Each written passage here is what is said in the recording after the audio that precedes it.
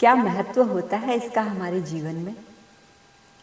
आज मैं इसी टॉपिक पर बात करने वाली हूँ और अच्छे से ध्यान से सुनिएगा, समझिएगा। अगर मैं कहीं पर आपको गलत लग रही होंगी तो मुझे कमेंट बॉक्स में कमेंट ज़रूर करना और मैं उस बात पर विचार करूँगी। और अगर कुछ उनका जवाब हो तो मैं वो कमेंट पर आपको रिप्लाई भी करूँगी। फ़िलहाल आज बात करते हैं संतुलन की, बैलेंस की, जो मैंने अभी तक के अपने लाइफ स्ट्रगल में समझा। मैं उसके निचोड़ पर बोल रही हूँ। अब पूरा कंक्लूज़न आप इसको नहीं कह सकते हैं क्योंकि मैंने पहले भी बताया है, अभी तक हर व्यक्ति अपने जीवन में जिन जिन स्ट्रगल से होते हुए गुजरा है और जैसे अनुभव उसने किए हैं उसके आधार पर वो अपने एक विचारों की श्रृंखला तैयार करता है। वैसी इन्फॉर्मेशन जो उसने कलेक्ट की होती है उसके आधार पर उसके एक मनोभाव होते हैं, उसका अनुभव होता है, जो वही उसका ज्ञान बन जाता है और उसी के आधार पर वो जो भी निर्णय लेता है वो सारे उसी के आधार पर लेता है। अब वो पूर्ण रूप से सही भी हो सकते हैं, आंशिक रूप से सही भी हो सकते हैं या फिर बिल्कुल गलत भी हो सकते हैं। तो मैं ये नहीं कहती कि मैं बिल्कुल सही हूँ। तो आप अपने अपने हिसाब से जैसा सही समझें उसको लीजिएगा और गलत मतलब मत लेना बस। ठीक है। तो आज बात करते हैं बैलेंस की, कि बैलेंस का मतलब क्या होता है, संतुलन। और ये संतुलन न केवल हमारे जीवन में बल्कि इस समस्त संसार में संतुलन ही चल रहा है। ये पूरा संसार बैलेंस से ही चल रहा है, जैसे दिन और रात का संतुलन होता है। और ये सारी चीज़ें एक दूसरे के महत्व को ही दर्शाती हैं। अगर इनमें से एक चीज़ भी अगर ना हो तो फिर बैलेंस गड़बड़ हो जाएगा। अगर दिन ही दिन हो, रात न हो, तो दिन के महत्व की कोई कल्पना ही नहीं कर सकता है। और अगर केवल रात ही रात हो, दिन ना हो, तो रात के महत्व की कोई कल्पना नहीं कर सकता है। समझ में ही नहीं आएगा कि महत्वपूर्ण क्या है।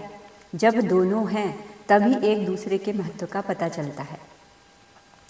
सेम इसी प्रकार से ये संतुलन अगर हम आध्यात्मिक लाइफ में देखें, अपने जीवन के आध्यात्मिक क्षेत्र में अगर हम झांकें तो वहाँ भी संतुलन होना जरूरी है। सत्य और असत्य में, धर्म और अधर्म में, ज्ञान और अज्ञान में, विद्या और अविद्या में, हमारी सोच, हमारी विचारधारा, हर चीज़ में संतुलन का होना जरूरी है।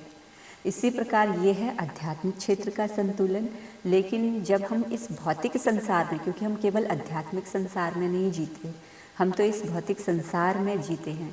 इस भौतिक संसार में ही जी कर, रह कर, सीख कर, समझ कर जब हम आगे बढ़ते हैं और ज्ञान की उस सीमा को उच्चतर श्रेणी में लेकर जाते हैं, तब कहीं ना कहीं हम अध्यात्म की ओर बढ़ते हैं। लेकिन अगर उसमें भी आप ध्यान न दें और केवल भौतिकवाद में रहकर ही अपने आप को उच्च स्तर तक ले जाने की कोशिश करेंगे, तो भी आपका अध्यात्म से कहीं से लेकर कहीं तक कोई नाता नहीं कहा जा सकता। आप केवल और केवल इस भौतिक संसार के ही उच्च श्रेष्ठ व्यक्ति कहलाएंगे। सर्वश्रेष्ठ कहला सकते हैं, अति उत्तम, सर्वोत्तम कहला सकते हैं, लेकिन अध्यात्म की श्रेणी में आप जीरो ही रहेंगे। तो इसी प्रकार से संतुलन, जब हम इस भौतिक संसार में जन्म लेते हैं तो क्या होता है, हम जब जन्म लिया तो मृत्यु होना भी निश्चित है। इस जीवन के संतुलन के लिए हम किसी बाज़ार में जाते हैं, उससे कोई सामान खरीदते हैं, सब्जी वाले से सब्जी खरीदते हैं, तो वो क्या उठाता है, तराजू। तराजू में एक तरफ बाटे रखे होते हैं उसके और एक तरफ उसकी सब्जी रखी होती है। दोनों का आकार, प्रकार और गुण विशेषताएं अलग अलग हो सकती हैं, पर हैं क्या वो एक ही तराजू में हैं। और जब तक वो बराबर नहीं होते, दोनों हिस्से, दोनों पलड़े बराबर नहीं होते, तब तक ना तो सब्जी वाला हमें सब्जी देगा और ना हम सब्जी वाले से सब्जी खरीदेंगे, क्योंकि हमें बराबर चाहिए। ऐसी सब्जी वाला जब उससे बराबर करेगा तो वो हमें बराबर देगा।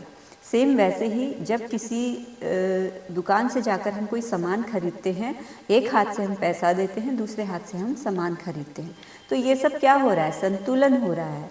लेकिन हम जीवन के हर क्षेत्र में संतुलन देखते तो हैं, लेकिन अपने रिश्तों में हम संतुलन देखना भूल जाते हैं। और ख़ासकर वो लोग जो इमोशनली ज़्यादा होते हैं, प्रैक्टिकली कम होते हैं। अगर जीवन में प्रैक्टिकली होना भी बहुत ज़रूरी है और इमोशनल होना भी बहुत ज़रूरी है। आप केवल और केवल प्रैक्टिकल होते जाएंगे तो भी जीवन असंतुलित हो जाएगा। आप केवल और केवल इमोशनल फूल बनते जाएंगे तो भी जीवन असंतुलित हो जाएगा। तो ये चीज़ें मैंने बहुत गहराई से धीरे धीरे करके समझी हैं, जिसे मैं आज यहाँ पर शेयर कर रही हूँ और प्रयास भी करूँगी कि मैं अच्छे से इन चीज़ों को समझा पाऊँ कि बहुत सारे लोगों की इसमें शायद हेल्प हो जाए। तो इमोशनली क्या होता है, हम लोग जब भावनात्मक रूप से अपने किसी भी रिश्ते से जुड़ते हैं, अपने दोस्तों से जुड़ते हैं, अड़ोसी पड़ोसियों से जुड़ते हैं, अपने रिश्ते नातेदारों से जुड़ते हैं, अपने भाई बहनों से जुड़ते हैं, अपने गुरुजनों से जुड़ते हैं, अपने मतलब किसी से भी जिनसे हम परिचित हैं उनसे जुड़ते हैं। तो जब कभी भी हम किसी रिश्ते में होते हैं, अपने घर परिवार में होते हैं, तो अपनी तरफ से हम ये कोशिश करते हैं कि हम हर प्रकार से अपने परिवारजनों को खुश रखें, उनके अनुसार चलें और कुछ ऐसा कार्य न करें जिसकी वजह से उन्हें शर्मिंदा होना पड़े, या फिर कुछ भी मतलब कि अपनी तरफ से अच्छा करने का ही प्रयास करते हैं। लेकिन अधिकतर होता क्या है कि केवल माता पिता को छोड़कर, माता पिता भी वैसे अधिकतर आजकल की दुनिया है स्वार्थी मतलबी हो गई है काफ़ी, तो माता पिता भी कई जगहों पर बहुत स्वार्थी और मतलबी हो जाते हैं। लेकिन फिर भी माता पिता के स्थान को हम अधिकतर यही देखते हैं कि उनके अंदर जितना प्यार अपनी संतान के लिए रहता है उतना कोई और नहीं कर सकता अपने बच्चे से। उसके लिए जितनी अच्छी कामना एक माता पिता करते हैं वो, लेकिन अगर वो निस्वार्थ प्रेम करते हैं अपने बच्चों से, केवल और केवल उनका भला चाहते हैं, तब जहाँ कहीं पर भी ऐसा अधिकतर होता है कि यदि बच्चे उनके मनोनुकूल नहीं चलते हैं, तो बहुत सारे माता पिता ऐसे भी हैं जो अपने बच्चों को अपने मनोनुकूल चलाने के लिए बहुत गलत गलत तरीके की तंत्र विधियाँ भी करते हैं और भी कई चीज़ें करते हैं ताकि हमारा बच्चा हमारे वश में रहे, हमारे कंट्रोल में रहे, कि हम जैसा कहें वैसा करें। तो इससे माता पिता का प्रेम नहीं कहेंगे, इसे उनका स्वार्थ कहेंगे। हर रिश्ते का अपना एक वजूद होता है, अपना एक महत्व होता है, तो इससे हम पीछा नहीं छुड़ा सकते हैं, किसी एक ही रिश्ते को तवज्जो नहीं दे सकते हैं, बजाय इसके कि हमें और भी कई चीज़ें देखनी होती हैं। जब परिवार में इंसान अलग-अलग रिश्तों से जुड़ा हुआ होता है, तो उसे समझ में नहीं आता है कि किसको ज़्यादा महत्व दे और किसको ना दे, जबकि महत्वपूर्ण सारे ही रिश्ते होते हैं। सभी में रिश्तों में संतुलन लाना ज़रूरी होता है। जब मनुष्य किसी एक से रिश्ता निभाता है, पूरे दिल से निभाता है और वही व्यक्ति यदि उसके खिलाफ कुछ कार्य करे, तो वहाँ पर संतुलन बिगड़ जाता है। और ऐसे ही यदि कोई किसी के प्रति बहुत दुष्टता कर रहा है, हीन भावना कर रहा है और अगला व्यक्ति केवल प्यार लुटाए जा रहा है, सम्मान दिए जा रहा है, तो यहाँ पर भी संतुलन क्या होता है, गड़बड़ा जाता है। तो ये संतुलन जब बना रहेगा तभी जीवन में खुशहाली भी आएगी, तभी दोनों ही पक्ष जब सही रहेंगे और खुश रहेंगे और शांति के साथ में रहेंगे, तभी जाके जीवन में संतुलन आएगा। अब ये रिश्ता कुछ भी हो सकता है, माता-पिता का बच्चों से हो सकता है, पति-पत्नी का हो सकता है, दोस्त और मतलब कि जो हमारे दोस्त होते हैं उनमें भी हो सकता है, गर्लफ्रेंड बॉयफ्रेंड में भी हो सकता है, रिश्ता किसी में भी हो सकता है। जब अगर आप सम्मान दे रहे हैं, तो सामने वाला भी सम्मान दे। आप प्यार कर रहे हैं, तो सामने वाला भी प्यार करे। आप इज़्ज़त दे रहे हैं, अदब से बात कर रहे हैं, तो अगले बंदे को भी वैसे ही इज्जत और अदब के साथ में बात करनी चाहिए। इसी प्रकार से यदि अब इसका मतलब ये नहीं कि एक अगर दुष्टता कर रहा है तो आप भी दुष्टता करो, मैं ये यहाँ पर संतुलन वाली बात नहीं आती, यहाँ पर समझदारी वाली बात आती है कि एक व्यक्ति ने अगर गलत व्यवहार किया है तो आप वहाँ पर क्या करेंगे यहाँ पर फिर आपको अपनी बुद्धि से काम लेना है कि भाई अगले बंदे ने अगर दुष्टता की है आपके साथ में तो वो किस लेवल की है, कितने हद तक की है, और आपको क्या करना है वो आपके नेचर पे डिपेंड करता है कि अब आप क्या करते हैं।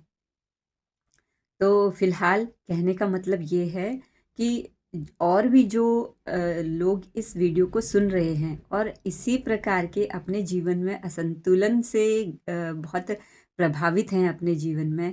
अब हो सकता है अपने पति से प्रभावित होंगे, उनसे कुछ असंतुलन रिश्तों में आ रहा हो सकता है कोई अपनी पत्नी से जीवन में प्रभावित हो रहा हो, उनके जीवन में असंतुलन आ रहा हो, अपने माता पिता से हो रहे हो, अपने अड़ोसी पड़ोसियों से हो रहे हो, या फिर किसी भी प्रकार से हो रहे हों। तो संतुलन तो तभी आ सकता है जब आदर सम्मान दोनों तरफ से मिले। जब दोनों तरफ से आपको एक तरफ से लगता है कि यहाँ से हमें कोई आदर सम्मान नहीं मिल रहा है, केवल बेइज्जती अपमान मिल रहा है, केवल प्रताड़ना मिल रही है, शोषण हो रहा है, तो ऐसी स्थिति में आपको एक निश्चित फैसला ले लेना चाहिए बजाय कि वहाँ पर घुट-घुट कर जीने की। तो देखिए, आप अपनी सहायता स्वयं कर सकते हैं, चाहे आप लड़का हो, चाहे आप लड़की हो, ये बात मैं दोनों के लिए कह रही हूँ। आप बूढ़े हो कि बूढ़ी हो, कुछ भी हो, आप किसी भी जेंडर के हो, मेल फीमेल, तो ये बात सबके लिए है कि जहाँ पर रिश्तों में आपको असंतुलन लग रहा है, जहाँ पर आपको लग रहा है कि सिर्फ़ आप ही आप किए जा रहे हैं, आप ही आप किए जा रहे हैं, अगले बंदे ने केवल मजाक में उसको लेना है, हवा में उड़ा देना है, और जब उसकी बारी आए और वो फिर चलता फिरे, चलता बने कि भई तुम कौन और हम कौन। तो जब ऐसी स्थिति आती है तो ऐसी स्थिति को आने ही क्यों दिया जा रहा है, उससे पहले समझ जाइए ना। तो यही चीज़ें हैं, अगर आपको समझ में आई तो बहुत अच्छी बात है, नहीं समझ में आई तो इसके लिए हम कुछ नहीं कर सकते हैं। बस यही बात एक आज आपसे शेयर करनी थी, छोटी-सी बात है, और जो समझे उसके लिए बहुत बड़ी बात भी है, और उन स्पेशली लड़कियों के लिए ये बात बहुत ज़रूरी है कि भई यदि आपको लगता है कि आप किसी रिश्ते में हैं, चाहे वो कैसे भी रिश्ते में हो, आप अपनी तरफ से सच्चाई पर हैं, उस रिश्ते में आप अगर अपनी तरफ से सच्चाई में हैं और आपको लगता है कि अगला बंदा सच्चाई के साथ में पेश नहीं आ रहा है, तो ऐसे रिश्ते को आगे चलाने से अच्छा है कि वहीं पर उसे ख़त्म कर दिया जाए। क्योंकि ऐसे रिश्ते का आगे चलकर भी कोई वजूद नहीं होता, जो आज आपके साथ सच्चाई के साथ पेश नहीं आ रहा है, वो कल भी पेश नहीं आएगा, ज़ाहिर-सी बात है। अब अगर आप शादीशुदा भी हैं और उसके बावजूद यदि आपको आपके घर में रिस्पेक्ट नहीं मिल रही है, उसके बावजूद यदि आपको आपके बराबर वो प्यार नहीं मिल रहा है जो प्यार आप परिवारजनों पर लुटाते हैं, अब वो किसी भी रिश्ते में हो सकता है, भाई बहनों में भी हो सकता है। तो यदि आप अपनी तरफ से सिर्फ किए जा रहे हैं, सिर्फ किए जा रहे हैं और सिर्फ किए जा रहे हैं, तो अपने कदमों को रोक लीजिए। क्योंकि यहाँ पर ये आपकी कोई महानता नहीं है, ये आपका शोषण हो रहा है, ये आपका भावनात्मक शोषण हो रहा है, ये आपका आत्मिक शोषण हो रहा है, और यही भावनात्मक और आत्मिक शोषण जब अति सीमा पार कर लेता है, तब यही शोषण आपके शारीरिक और मानसिक लेवल को इतना डाउन कर देता है कि आप दुनिया भर की बीमारियों में घिर जाते हैं। और ये बीमारियाँ फिर ऐसी-ऐसी भी हो सकती हैं जो लाइलाज हो। तो क्यों अपने आप को, अपने शरीर को, अपने मन को उन लोगों के लिए खराब करना, जिन लोगों ने आपका महत्व ही नहीं समझा। और जो लोग महत्व समझेंगे, वो अपनी गलतियों को सुधारेंगे और दिल के साथ में और सच्चाई के साथ में सुधारेंगे। और उसी सच्चाई, मान-सम्मान के साथ में आपको अपनाएँगे भी।